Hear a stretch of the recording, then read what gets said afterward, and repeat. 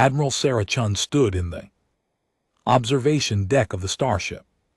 Defiance, the massive ship, floated in space near Earth's moon. Through the thick glass windows, she could see the blue marble of her home planet spinning slowly in the darkness, but her attention was focused on the holographic display in front of her. The display showed 12 alien faces staring back at her. Each one looked different from the others. Some had scales like reptiles, others looked like giant insects with multiple eyes. One appeared to be made of living crystal that sparkled with inner light. Another seemed to be a cloud of gas held together by some kind of energy field. These were the representatives of the Galactic Council. For over 200 years, they had controlled most of the galaxy. Every species that wanted to travel between stars had to follow their rules. Every planet that wanted to trade with others had to get their permission. The Council decided who could build what, who could live where, and who could do what. The largest alien in the display was speaking. It was a Vorak, standing nearly 10 ft tall with silver armor covering its insect-like body. Its voice was deep and cold as it spoke the words that would change everything. The human species has violated the sacred accords. For the last time, Dvorak said. Its name was Speaker Zororthic, and it had been the head of the council for 50 years. You have expanded into star systems without permission. You have refused to limit your population growth.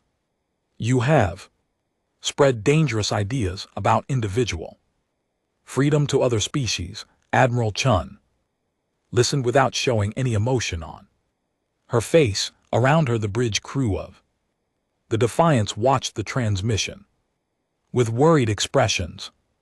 Some of them were young officers who had never seen real combat. Others were veterans who remembered the border skirmishes with alien pirates, but none of them had ever faced the full might of the Council's war machine. Your species has 30 standard cycles to surrender completely. Speaker Zorak continued. You will abandon all colonies outside your home system. You will submit to Council oversight of your government. You will accept population controls and genetic monitoring. If you refuse, we will destroy every human settlement in the galaxy. The other council members nodded their agreement. Admiral Chun had studied each of their species during her 40 years in the Earth Defense Force. The hegemony controlled the northern spiral, armed with their massive slave armies. The consortium owned most of the galaxy's mining operations and industrial worlds. The Protectorate claimed to keep peace, but really just enforced council law with their police fleets. We have crushed 47 species that defied council authority. Speaker Zorak said. Some fought bravely, others begged for mercy. None survived as independent civilizations. You have 30 cycles to make your choice. The holographic display flickered and went dark. The bridge of the Defiance fell silent. Admiral Chun could hear the soft hum of the ship's engines and the quiet beeping of computer systems, but no one spoke. They were all waiting for her to react. She took off her military cap and ran her fingers through her gray hair. She had been expecting this moment for 20 years, ever since she was a young captain. She had known it would come. The council would never allow humanity to remain free. They were too different, too independent, too unwilling to follow rules they had no part in making. Admiral Chun walked to the main display screen and looked at the tactical readout. It showed the positions of human colonies scattered across 50 star Systems, each dot of light represented millions of people living their lives, working their jobs, raising their families. All of them were now targets. For the Council's war fleets, she turned back to her bridge crew, Lieutenant Commander Rodriguez, her tactical officer, was staring at his console with a pale face. Captain Martinez, the ship's navigator, was checking and rechecking their position coordinates. Dr. Williams, the ship's chief medical officer, was reviewing emergency procedures on her tablet. Ma'am, Lieutenant Commander Rodriguez said quietly. What are your orders, Admiral? Chun looked at each of her officers in turn. These were good people who had dedicated their lives to protecting humanity. They deserved to know the truth. She had kept secrets for too long. Signal all fleet commanders, she said. Her voice was calm and steady. Send them activation code Prometheus. Tell them the waiting is over. The bridge crew looked confused. Lieutenant Commander Rodriguez frowned at his console. Admiral, I don't have any record of activation code Prometheus.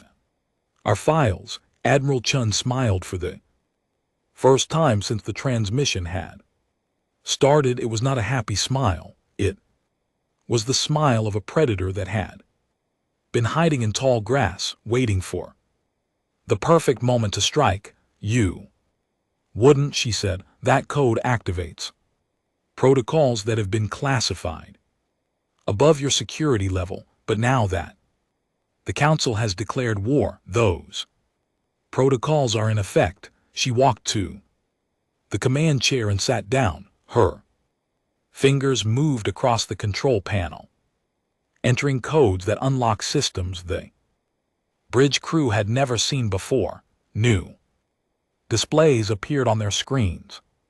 New data flowed across their terminals, and slowly a picture began to form of something much larger than they had ever imagined. Admiral, Captain Martinez said, his voice full of amazement. These readings show ship movements throughout human space, but according to this data, we have 3 times more vessels than our official fleet records show. Admiral Chun nodded. The Council has been watching us for decades. They know about every official ship in our fleet, every registered transport, every documented military vessel. What they don't know about are the ships we've been building in secret. Dr. Williams looked up from her tablet. The supply requests I've been filing for the past 5 years.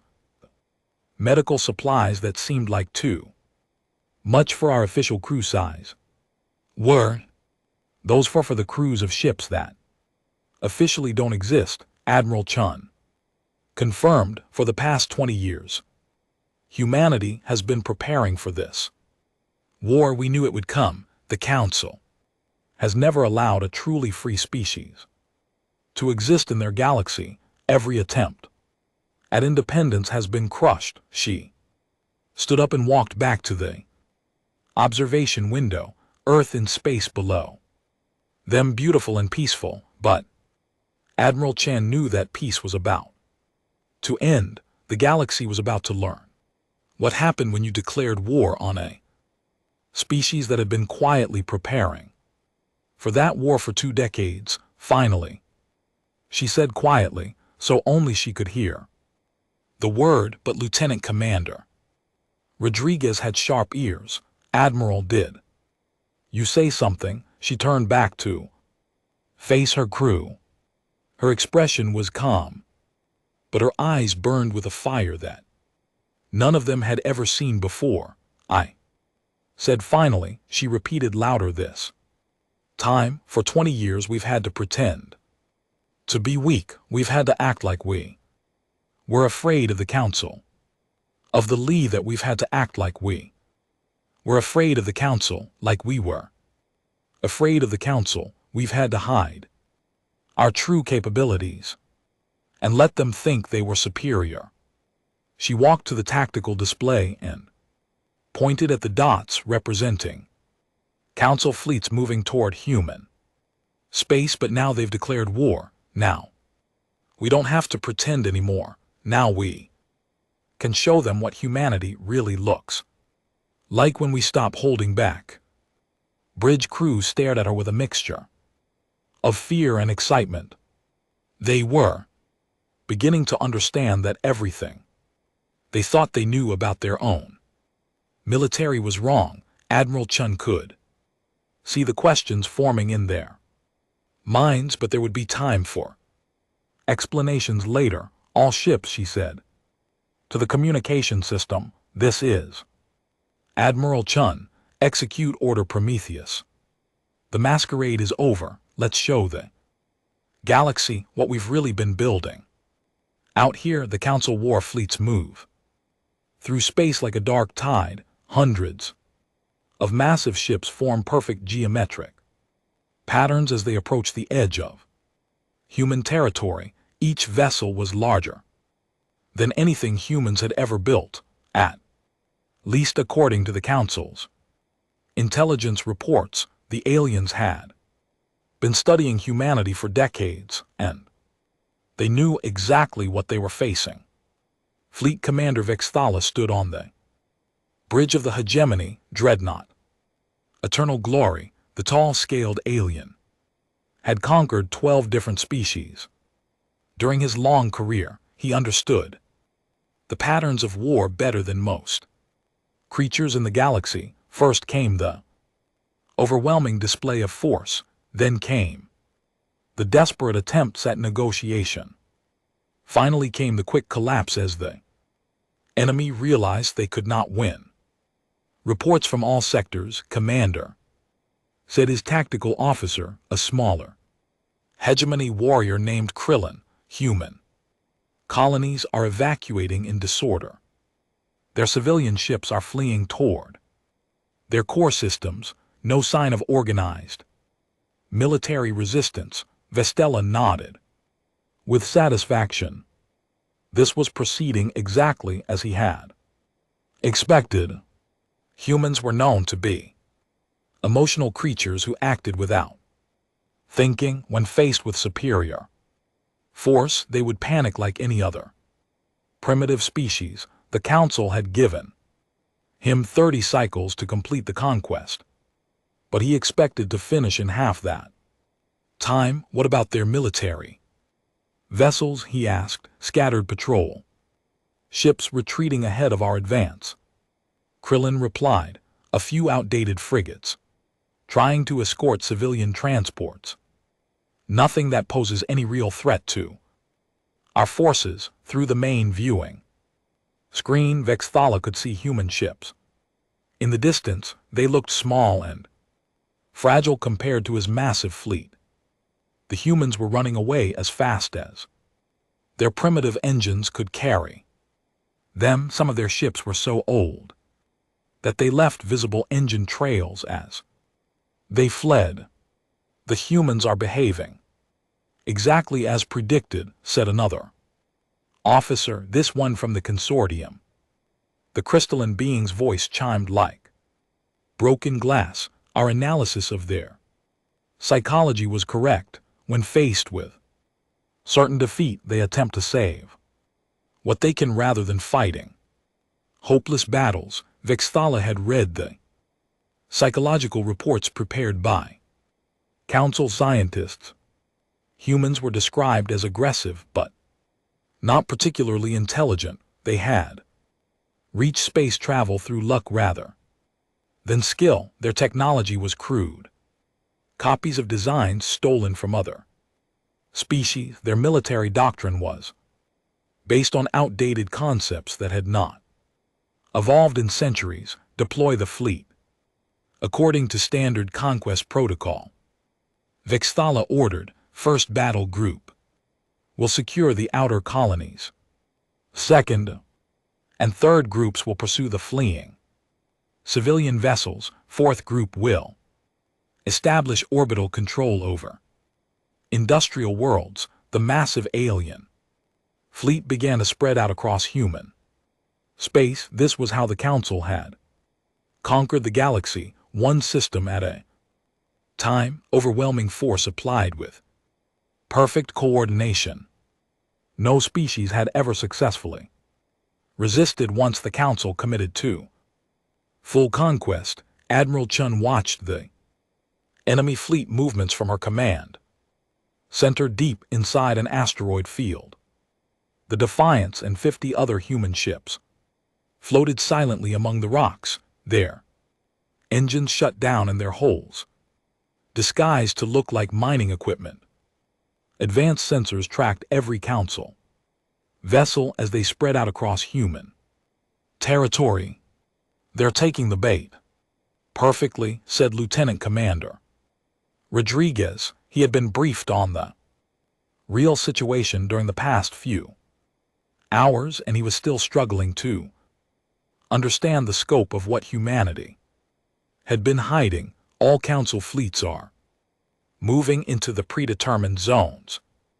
Admiral Chun studied the tactical display with cold eyes. The enemy ships were positioning themselves exactly where human strategists had hoped they would. For 20 years humanity had been studying Council military doctrine. They knew how the aliens fought, they knew how the aliens thought, and they had prepared accordingly. "Status report on Ghost Fleet operations," she requested. "All Ghost Fleet vessels are in position," reported Captain Martinez. "The enemy has no idea our real fleet exists.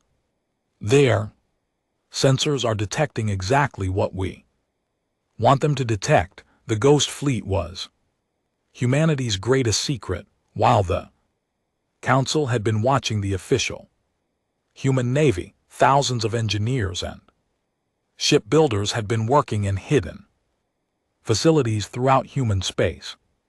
Asteroid mining operations that were really shipyards, scientific research stations that were really weapons laboratories, commercial transport routes that were really supply lines for a massive military buildup. The fleeing civilian ships are actually our fastest attack vessels in disguise. Admiral Chun explained to her officers. What looks like an evacuation is really the largest military redeployment in human history. Every ship the Council thinks is running away is actually moving into attack position. On the main display, human vessels continued their apparent retreat, but Admiral Chun could see the truth that the aliens could not. Those ships were not fleeing in panic. They were moving with precise coordination, drawing the Council fleets into carefully prepared killing zones. The enemy is spreading their forces across 12 star systems, observed Dr. Williams. "That seems like a tactical mistake."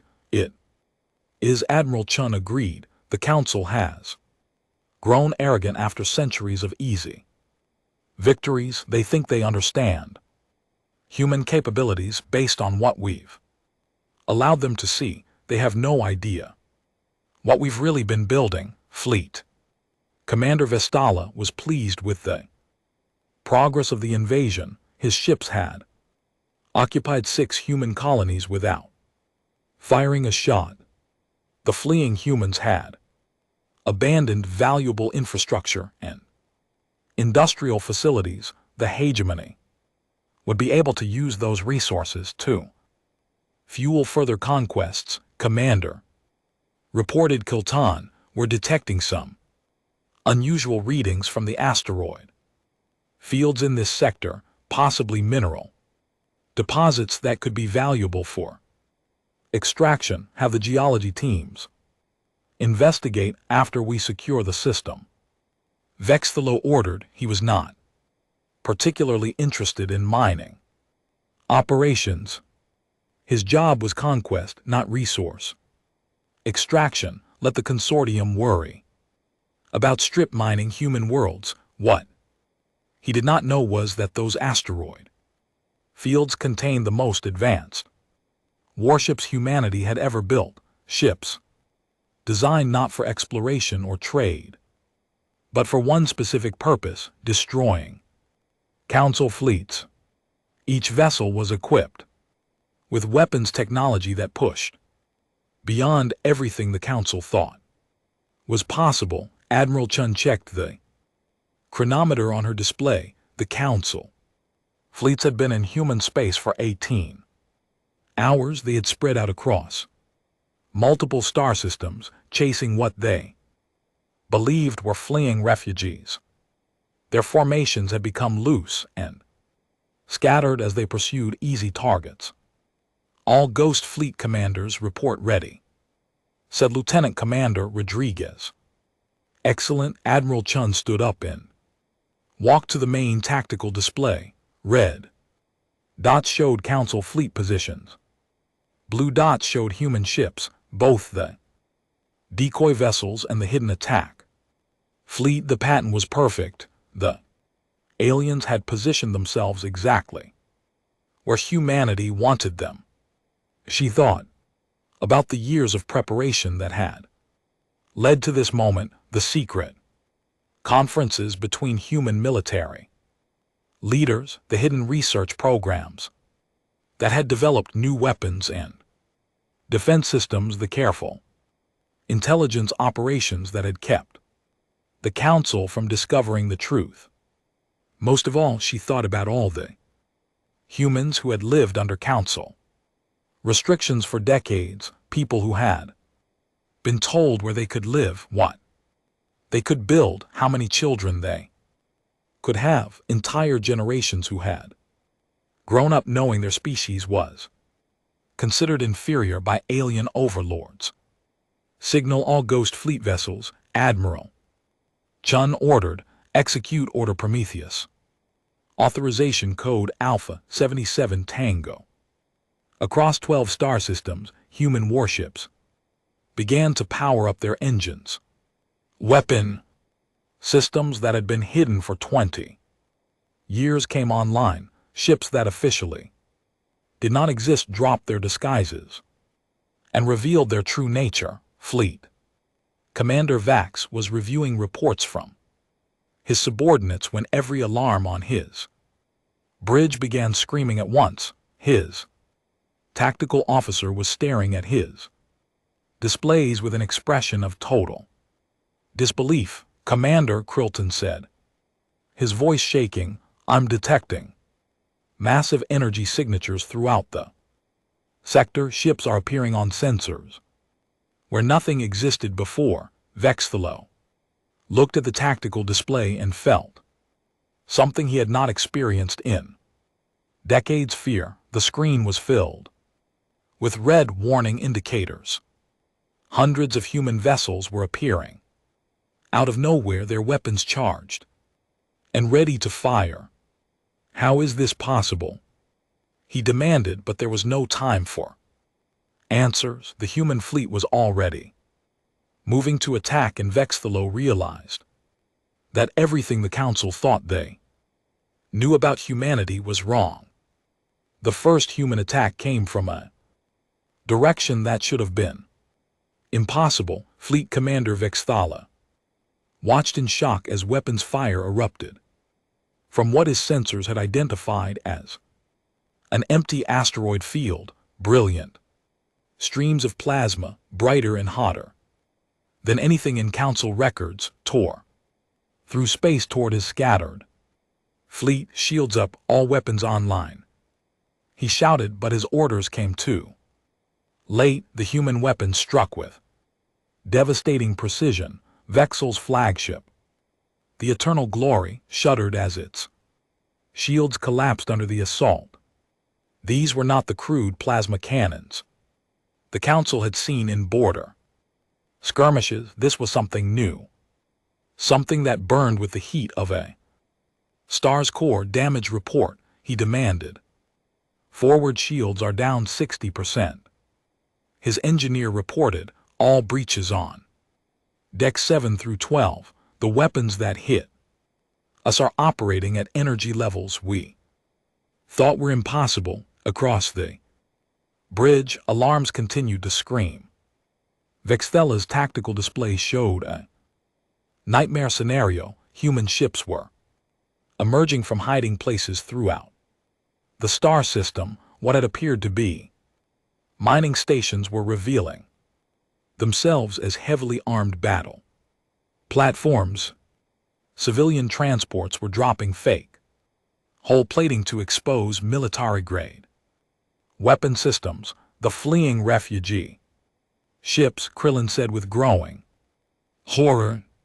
They're turning around. They're not civilian vessels at all. Vexthala realized the terrible truth. The humans had not been fleeing in panic. Every ship movement, every apparent retreat, every sign of disorder had been carefully planned. The Council fleet had been led into a trap that had been 20 years in the making. Admiral P.V. Chun stood on the bridge of the Defiance as her ship emerged from its hiding place among the asteroids.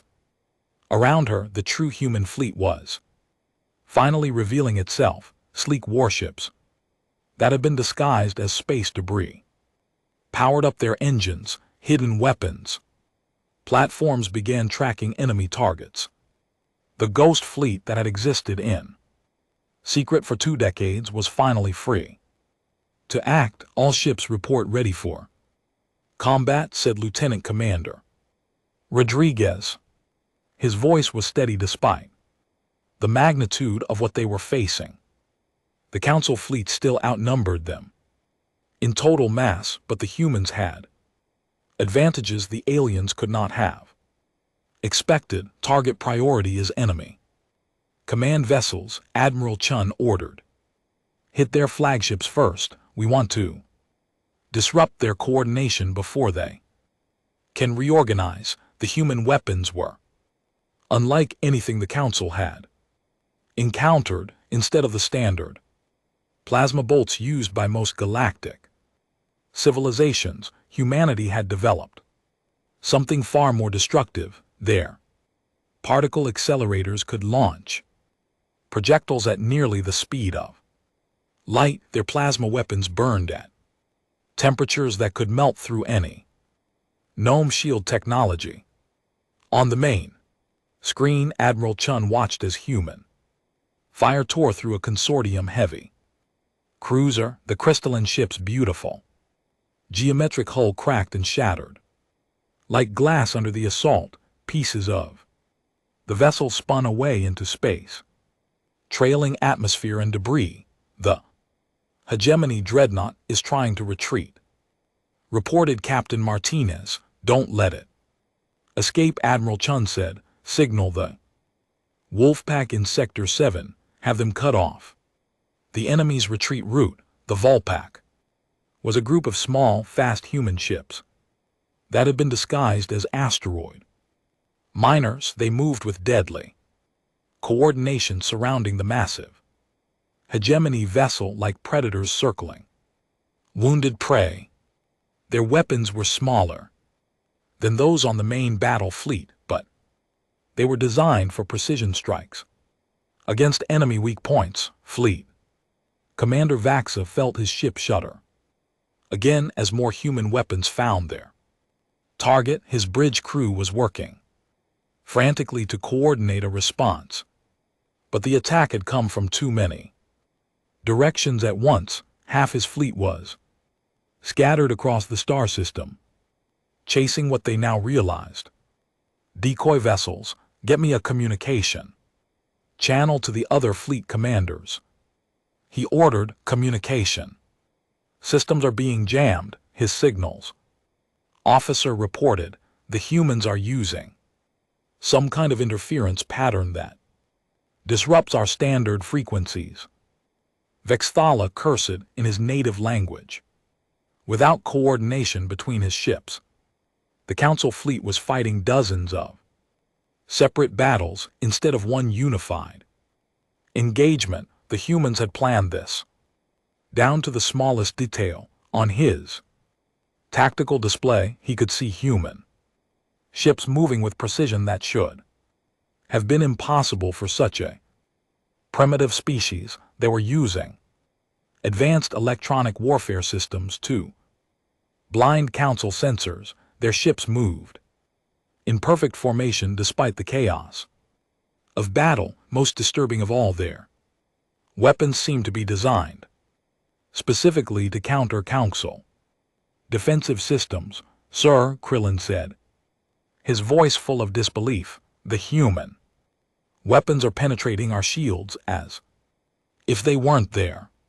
It's like they know exactly how our defensive systems work. Vexil realized with growing horror that the humans probably did. No, for decades the Council had been studying humanity, but during all that time the humans had also been studying the Council. Every captured weapon, every damaged ship, every piece of Council technology that had fallen into human hands had been carefully analyzed and reverse engineered. Admiral Chun watched the battle unfold with cold satisfaction. The Council fleets were powerful, but they had been caught completely off guard. Their formations were broken. Their coordination was disrupted. Most importantly, their confidence was shattered. Admiral said. Dr. Williams, monitoring communications intercepts, were detecting panic in enemy transmissions. Several Council commanders are requesting permission to withdraw. Let them try, Admiral Chun said, but make sure they understand the cost of attacking humanity. Human ships were pursuing fleeing Council vessels throughout the star system. The aliens had superior numbers and heavier armor, but they had been prepared for a different kind of war. They had expected to face desperate human defenders fighting from fixed positions. Instead, they found themselves outmaneuvered by an enemy that seemed to know their every move. The battle turned into a rout. Council ships that tried to retreat found their escape routes blocked by human vessels that had somehow predicted their movements. Alien commanders who attempted to regroup discovered that their communications were compromised and their tactical plans were being intercepted. In the asteroid field where Admiral Chun's flagship was hidden, the Defiance and its escort vessels systematically destroyed. Protectorate Patrol Squadron, the alien ships were larger and more heavily armed, but they could not target enemies. They could not see. Human stealth technology developed in secret over 20 years made their ships nearly invisible to Council sensors. Enemy flagship Eternal Glory is attempting to jump to hyperspace, reported Lieutenant Commander Rodriguez.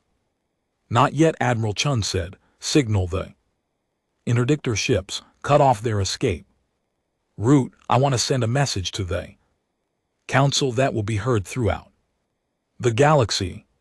Human interdictor vessels disguised as cargo haulers activated gravity field generators that prevented hyperspace travel in the local area. The massive hegemony dreadnought found itself trapped, surrounded by human ships that were slowly picking apart its defenses. Fleet Commander Vexthala watched his fleet disintegrate around him. Ship after ship fell to human weapons that burned brighter than suns. The careful formations that had conquered 47 species were broken and scattered. His communications were jammed, his sensors were blinded, and his escape routes were cut off. Commander, said his engineer, we've lost main power to the forward weapons array. Hull integrity is failing on multiple decks. At this rate we have perhaps 20 minutes before total structural collapse. Vex looked around his bridge at officers who had never known defeat. They were staring at their displays with expressions of shock and disbelief. The humans were not supposed to be capable of this level of military sophistication. According to every report, every analysis, every psychological profile, humanity was a primitive species that could be easily conquered, but the evidence of their sensors told a different story. The humans had been hiding their true capabilities for decades. They had built a secret fleet, using technology that matched or exceeded anything the Council possessed. They had planned this battle with a level of strategic thinking the few species had ever demonstrated. Sir, Krillin said quietly. Incoming transmission from the human fleet. They're demanding our surrender. Vexthala closed his eyes for a moment. In his long career, he had never surrendered to anyone, but he had also never faced an enemy like this. The humans had not just defeated his fleet. They had completely outmatched it in every way that mattered. Open the channel, he said. Admiral Chun's face appeared on the main screen of the Hegemony flagship. Her expression was calm and professional, but her eyes held the fire of someone who had waited decades for this moment. Fleet Commander Vexthala, she said, your fleet is defeated, your ships are surrounded, and your escape routes are blocked. I'm offering you one chance to surrender and save the lives of your remaining crew. Vexel looked at his tactical display one more time. More than half his ships were destroyed or disabled. The survivors were scattered and unable to coordinate a response. Battle was over, and the humans had won decisively. I surrender, he said, the words feeling strange in his mouth. Admiral Chun nodded. Smart choice. News of the human victory spread through the galaxy like wildfire.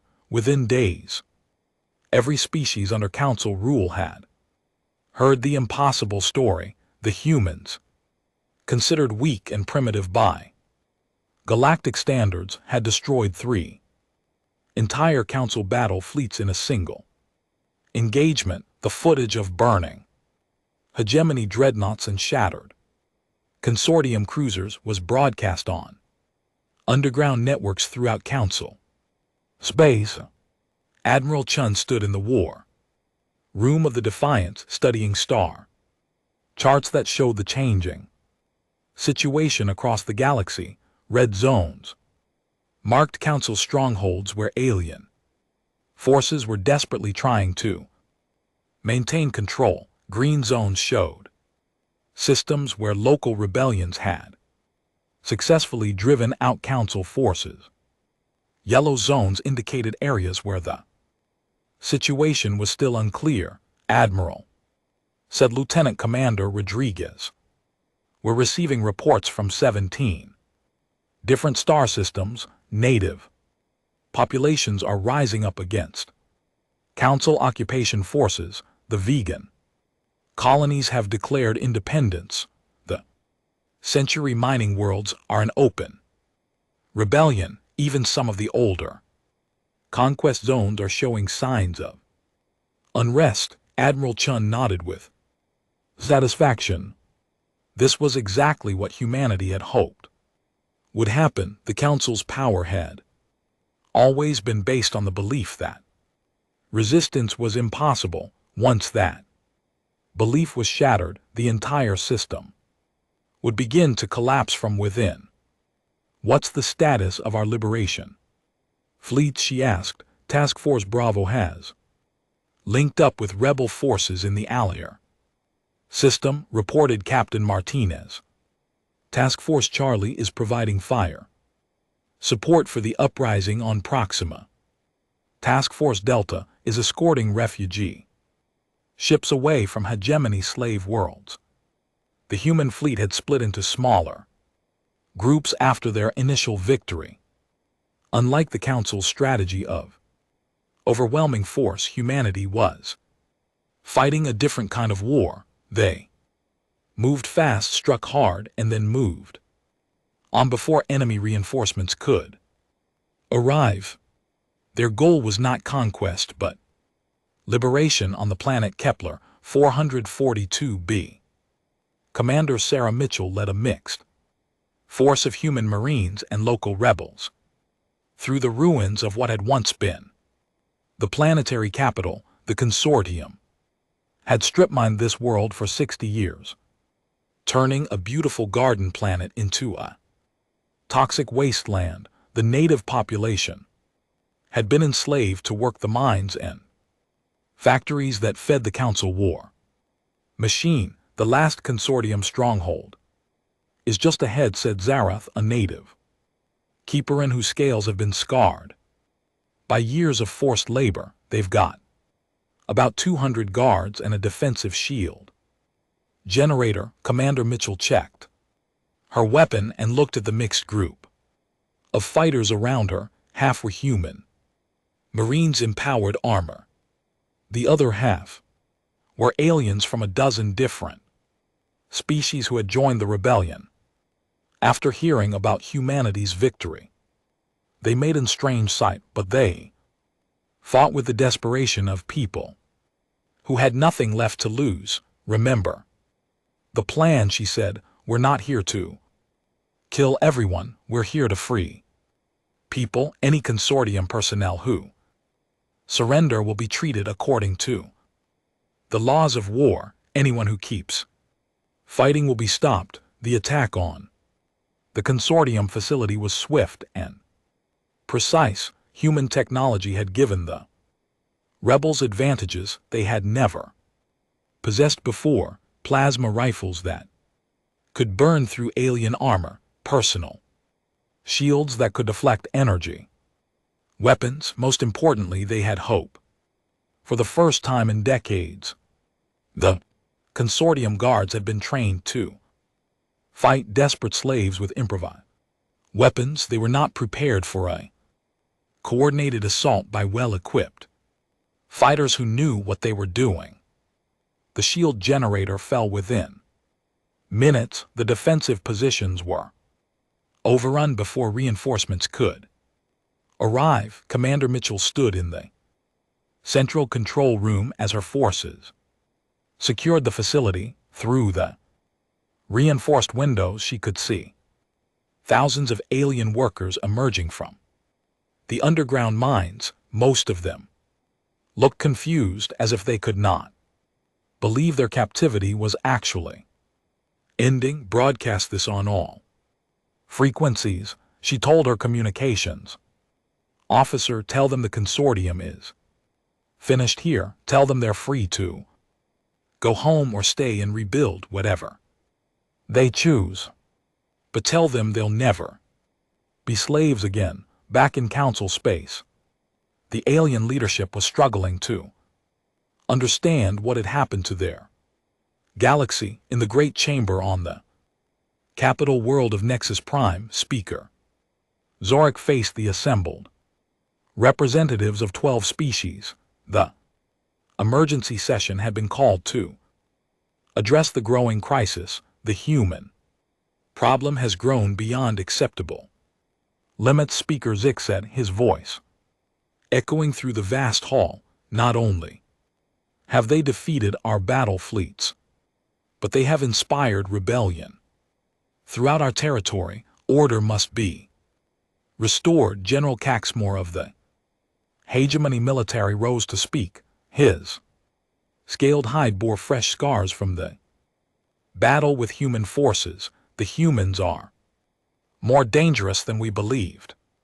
Their technology exceeds our intelligence estimates. Their tactics are unlike anything we have encountered. Traditional conquest methods will not work against them. Then what do you suggest? Asked Merchant Prince Veeler of the consortium. His crystalline form flickered with angry light. We have lost 17 industrial worlds to these uprisings. Our mining operations are in chaos. The economic cost of this rebellion will take decades to recover. Speaker Zorik looked around the chamber at faces filled with fear and anger. For thousands of years, the council had maintained order through superior force and careful control of information, but the humans had shattered both pillars of council power in a single stroke. We must commit everything to stopping this rebellion, he declared. Summon the core fleets from the galactic center. Activate all reserve forces. We will crush humanity and make an example of them that will discourage future uprisings. But even as he spoke, Speaker Zorik knew the situation had already spiraled beyond their control. The Council's power had been built on the belief that resistance was futile. Once that belief was destroyed, their empire would collapse like a house built on sand. Admiral Chun received the intelligence reports about Council fleet movements with cold satisfaction. Hidden listening posts throughout alien space were monitoring enemy communications. Spy networks that had been built over decades were providing real-time information about Council military preparations. They're committing everything to one massive offensive, she told her command staff, the core fleets, the reserve squadrons, even the home defense forces. They're gambling everything on one decisive battle. How many ships are we talking about? Asked Dr. Williams. Our best estimate is between 8 and 10,000 vessels, replied Lieutenant Commander Rodriguez. The largest military force ever assembled in galactic history. The numbers were sobering. Even with their hidden fleet, humanity would be outnumbered by more than 10 to 1. But Admiral Chun had been preparing for this possibility since the war began.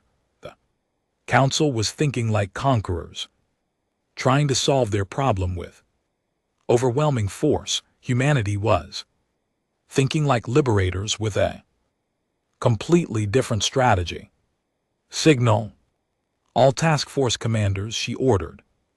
Initiate Operation Wildfire. It's time to show the galaxy that numbers aren't everything. Operation Wildfire was humanity's answer to Council strategy.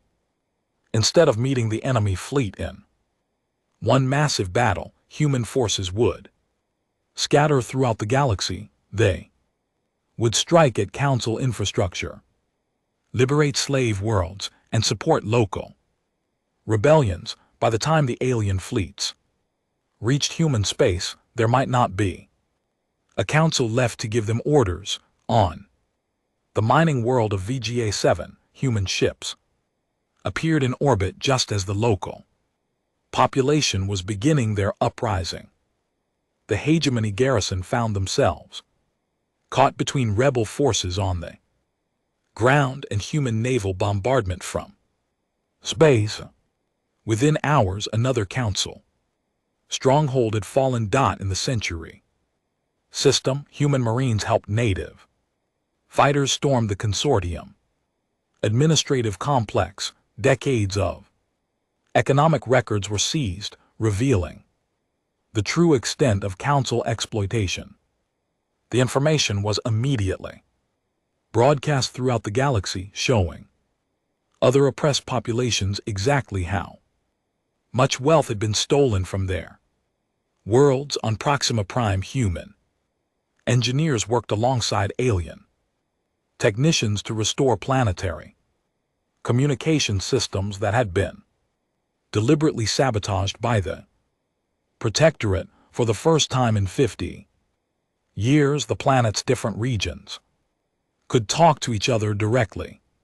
The results were immediate and dramatic as isolated resistance movements discovered they were part of a planet-wide rebellion. Admiral Chun watched the reports flow in from across the galaxy.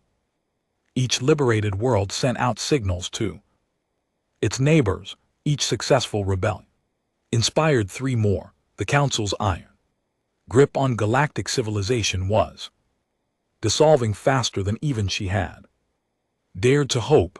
Admiral said, Captain Martinez, we're receiving a priority transmission from the Kepler system.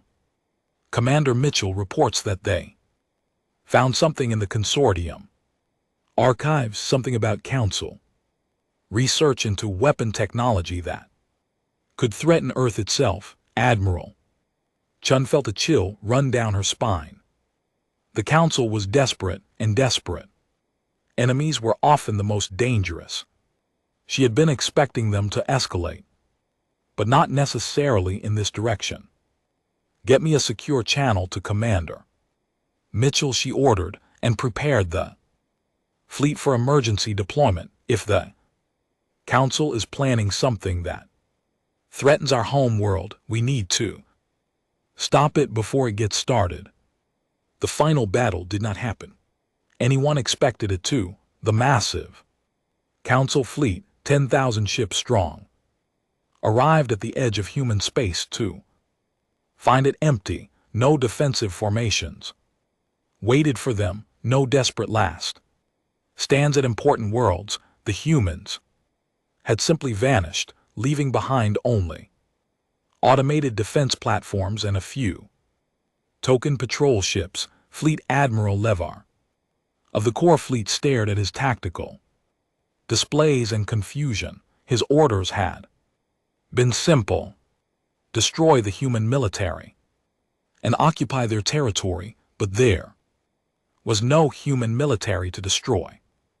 Intelligence reports suggested they should be facing at least 2,000 enemy vessels. Instead, his sensors detected fewer than 100 ships scattered across 50 star systems. Where are they? He demanded of his intelligence officer. Unknown, sir, replied the nervous Protectorate analyst. Our last confirmed sightings had major human fleet elements in this sector. Either they've developed better stealth technology than we thought possible, or they've left their own territory to fight us elsewhere. The realization fleet Admiral Thevar like a physical blow. While he had been gathering his massive fleet for one decisive battle, the humans had been fighting an entirely different war. They had not been preparing to defend their space, they had been preparing to liberate the galaxy. On the Council capital world of Nexus Prime, Speaker Zorik stood in the empty chambers of government. Most of the Council representatives had fled to their home worlds as rebellion spread throughout their territories. The carefully maintained order of galactic civilization was collapsing, and there seemed to be nothing he could do to stop it. Sir, said his aide, a young Vorik named Sackthel. Were receiving reports from across the galaxy. The vegan colonies have formally declared independence and are being defended by human warships. The Alia rebellion has captured the sector capital. 3 more slave worlds have been liberated in the past 8 hours. Speaker Zorik closed his eyes and tried to understand how everything had gone so wrong so quickly. The Council had ruled for thousands of years through superior force and careful control. They had crushed every rebellion, defeated every challenger, maintained perfect order. How had one primitive species brought it all crashing down? The answer, he realized, was that humanity had never tried to replace the Council with something similar. They were not conquering territory or establishing their own empire. They were spreading an idea that was far more dangerous than any weapon. The idea that people could govern themselves. Admiral Chun stood on the bridge of the Defiance as her ship entered the Nexus system. Around her, a combined fleet of human vessels and ships from newly liberated worlds moved in perfect formation. The alien crews were still learning to work together. But their determination was unmistakable. "Admiral," said Lieutenant Commander Rodriguez, "we're being hailed by the remaining Council forces in orbit around Nexus Prime. They're requesting a ceasefire to discuss terms." Admiral Chun studied the tactical display. The Council's home system was defended by only a few hundred ships, most of them older vessels that had been left behind when the core fleet departed. The great military machine that had terrorized the galaxy for millennia was finally broken. "Open a channel," she ordered. Speaker Orthek's image appeared on the main screen. The once proud alien leader looked tired and defeated. His silver carapace was dulled with stress, and his multiple eyes showed an exhaustion that went deeper than physical fatigue. "Admiral Chun," he said formally, "I am authorized by the remaining Council members to discuss terms of surrender." Admiral Chun studied the alien who had declared war on humanity just months ago. She remembered his arrogant words about crushing the human spirit and making an example of their species. Now he stood defeated in the ruins of his own empire, asking for mercy from the people he had tried to destroy. "Unconditional surrender," she said. Simply, "I what?" "Unconditional surrender. Your military forces will lay down their arms, your governments will dissolve, your territories will be turned over to their native populations. You will face trial for crimes against sentient beings." Speaker Zorek's eyes flickered with the last sparks of his old authority. "You cannot seriously expect us to accept such terms. Council represents the legitimate government of this galaxy. We have maintained order and stability for thousands of years." Admiral Chun's expression did not change. "You have maintained slavery and oppression for thousands of years. You have strip-mined entire worlds, enslaved billions of people, and crushed anyone who dared to seek freedom. Your idea of order was built on the suffering of others." She paused and looked at the tactical display, showing the scattered remnants of the once mighty Council fleet. "The galaxy has chosen freedom over your order," she continued. 73 worlds have declared independence in the past month. 37 different species are fighting for their liberation. Your empire is finished. Speaker Zorek, the only question now is whether you'll accept reality or force us to finish destroying what's left of your military. Speaker Zorek looked around the bridge of his flagship at officers who at once commanded the fate of billions. They were staring at their displays with defeated expressions, watching as more and more worlds declared their independence from Council rule. "If we surrender," he said quietly, "what happens to our people? What happens to our civilizations?" For the first time, Admiral Chun's expression softened slightly. "Your people will be free to build new governments based on the consent of the governed. They'll be free to trade with other species as equals. They'll be free to explore space, develop new technologies, and create art and literature without Council censorship. They'll be free to live their own lives." She leaned forward in her chair. "The same freedom we're offering everyone else in the galaxy." The silence stretched for long moments as Speaker Zorek considered his options. Around Nexus Prime, human ships waited with their weapons powered but not yet targeted. The message was clear: surrender now and live, or resist and face the same fate as the Council battle fleets. "I surrender," he said finally. "The Council formally surrenders to the Human Liberation Forces, Admiral Chun nodded. Smart choice, now there's going to be a lot of work to do. We need to establish new governments, set up trade relationships, and figure out how dozens of different species can coexist without anyone being in charge of everyone else. She stood up and walked to the main viewing screen, looking out at the planet below, where billions of aliens were learning that their galaxy had fundamentally changed. It won't be easy, she continued. Democracy is messy, freedom is chaotic. People will make mistakes and argue about everything, but they'll be free to make their own choices, and that's worth all the chaos in the galaxy. 6 months later, Admiral Chun stood in the same observation deck where she had first heard the Council's declaration of war.